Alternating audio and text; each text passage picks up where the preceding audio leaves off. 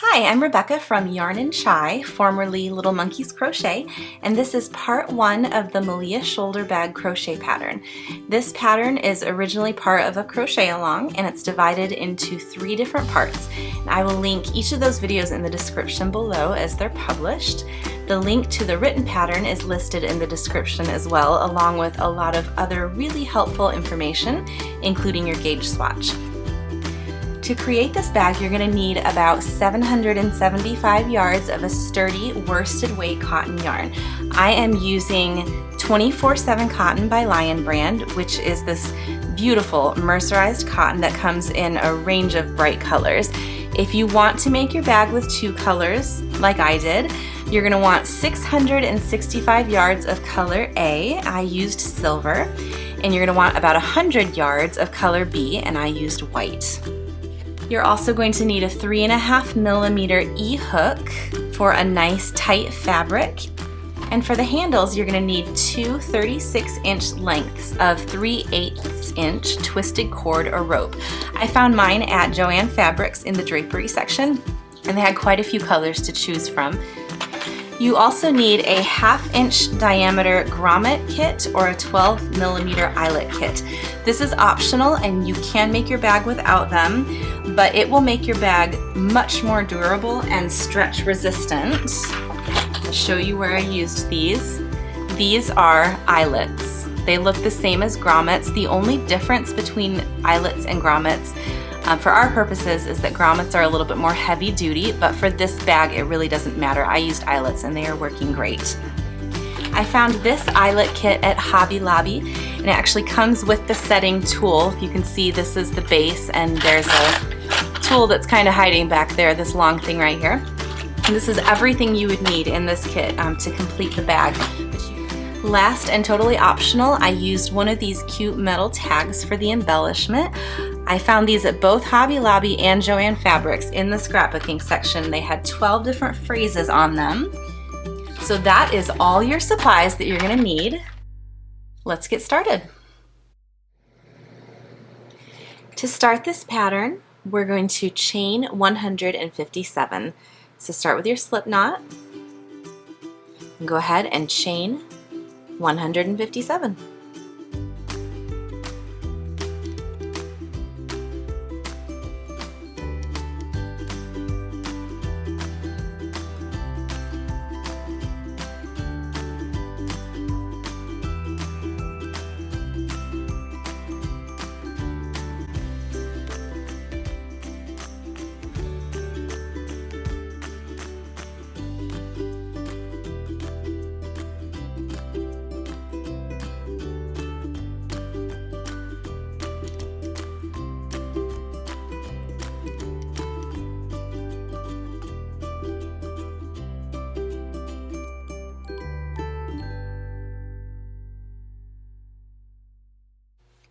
I've just finished my chain 157, and for round 1 we're going to single crochet in the 2nd chain from the hook and in each remaining chain. So go ahead and put a single crochet in the 2nd chain from the hook. So the loops on the hook don't count. This is your 1st chain and this is your 2nd chain. I'm just going into the back loop to make my single crochets. There are different ways that you can work into a chain. Sometimes the pattern will tell you to flip it over and work into the back bump, and that's actually probably the cleanest way to do it.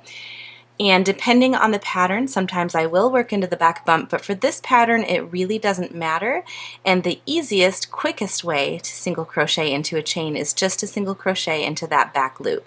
So go ahead and single crochet all the way down your chain. At the end you should have 156 single crochets.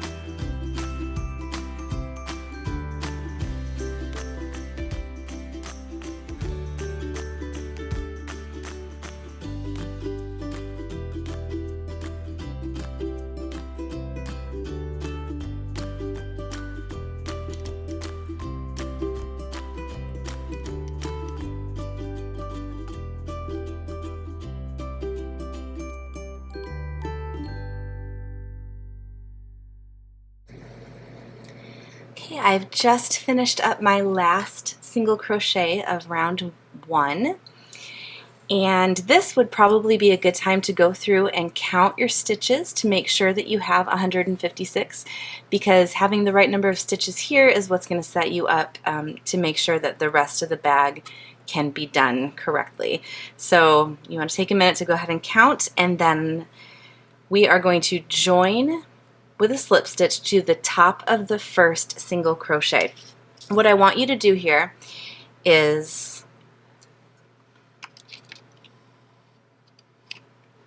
take a stitch marker. I just use a bobby pin, and I'm going to mark the last stitch that I made with that bobby pin.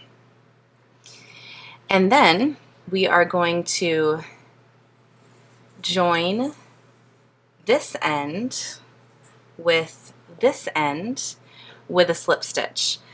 Now, if this is something that you haven't done before, we just have to make sure that we don't put a twist in this chain. So what you're going to do is you're going to put your thumb and finger on it, and you're just going to follow it carefully, making sure that it doesn't get twisted underneath your thumb.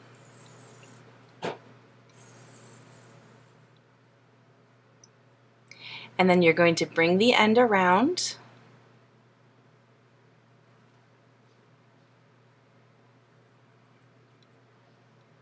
put your hook into the top loops of the very first stitch that you made, and do a slip stitch join. It's the same way that you would join any other round with a slip stitch. It just feels different because it wasn't joined into a round before. Now, in order to make sure that there is absolutely no twist in the chain, you can line these up so that the top loops are right next to each other. And then you're going to stretch it out, run your fingers down it again,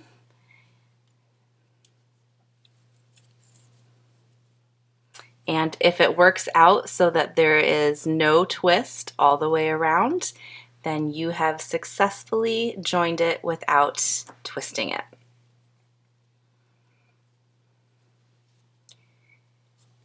So for round 2, we're going to chain 1, and we're going to single crochet into that first stitch, and then I'm going to have you go ahead and put a stitch marker into that first stitch as well, the stitch that we just created. Go ahead and stick that in there because we're about to move to seamless rounds, and it is very helpful to know where your first stitch is when you move to a seamless round. So for the rest of round 2, we're going to single crochet in every stitch around. And when we come back to this area, I will stop and explain to you how we move on from there.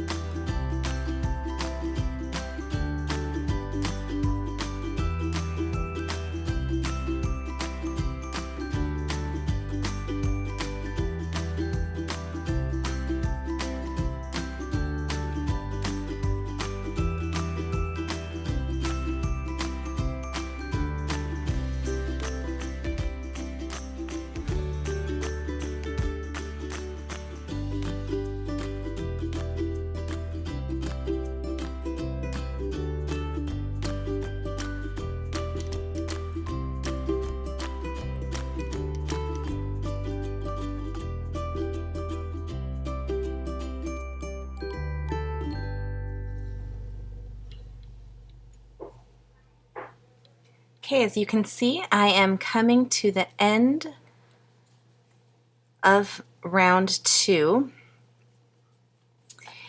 and I've got this stitch right here, and then I marked my final stitch with a stitch marker so I know that that is my final stitch. I'm going to take this stitch marker out and set it aside. You're not going to need that for a little while, but keep it handy because you will need it later. So I'm going to go ahead and put my single crochet in that final stitch that was marked with the stitch marker. And now, okay, so we are in a seamless round now, so we are not going to join this work. What we're going to do is when we move on to round 3, instead of chaining up, we are going to put our single crochet right into the first stitch of the previous round, which is what we marked with this stitch marker. So as you can see, it's a little bit of a jump, and it maybe doesn't seem natural, but what you're doing is you're jumping right over the loops that were created when you slip stitched before. So once again, making sure, this is a good time to just do a quick check, make sure that there is still no twist in your round, and this is the last time you're going to have to check this. After this, it'll just take care of itself. I have no twist, so I am going to, feels a little bit tricky sometimes, I'm going to do a single crochet right where that stitch marker is. Now if you need to take the stitch marker out to do it, that's fine, just don't lose track of where that marker was. So I know that it was in these loops right here. I'm going to go ahead and do a single crochet. Okay, so now what we have here is these loops right here. That is the final stitch of the round that we just finished, and these loops right here, that is the first stitch of the round that we're beginning. So this has just transitioned us to a seamless round. So what I want to do is mark that first stitch, the loops that I just made, with that stitch marker, and now I know every time I come back around, when I get to the stitch marker, I know that that is the first stitch of the next round. So this is always the final stitch of the round, and this always begins a new round. You're not going to have a seam, so this is the only way that you're going to know where that stitch is. So what you're going to do for actually rounds 3 through 24 is you're going to single crochet in each stitch around.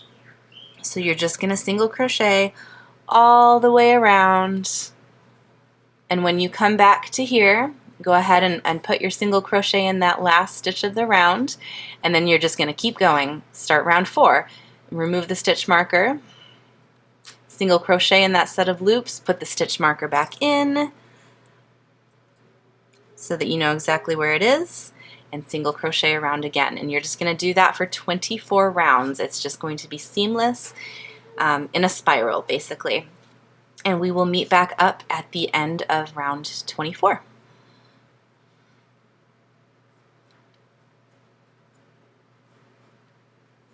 Okay, I've just finished round 24 of the base of the bag, and as you can see, I've got this nice fabric starting to show up, and this is the bottom part of our bag. And what we're going to do next, actually the first thing I want to do, and this is a trick for especially if you're a beginner, because in the next section we are going to be working in turned rounds with some kind of different stitches, and so it can be difficult to keep track of where your first and last stitches are, especially if you're a beginner, but I'm not a beginner and I still like to use this technique when I'm working in turned rounds. Because the joins and everything, it just kind of throws you off. So anyways, here's what you're going to do. You're going to take a second stitch marker, and you are going to stick it in the last stitch that you just made, the final stitch of round 24. Okay? Now, you've got a stitch marker in the first stitch of round 24 as well. I'm going to take that out, set it aside for just a minute, and we're going to slip stitch into that stitch to smooth out the round.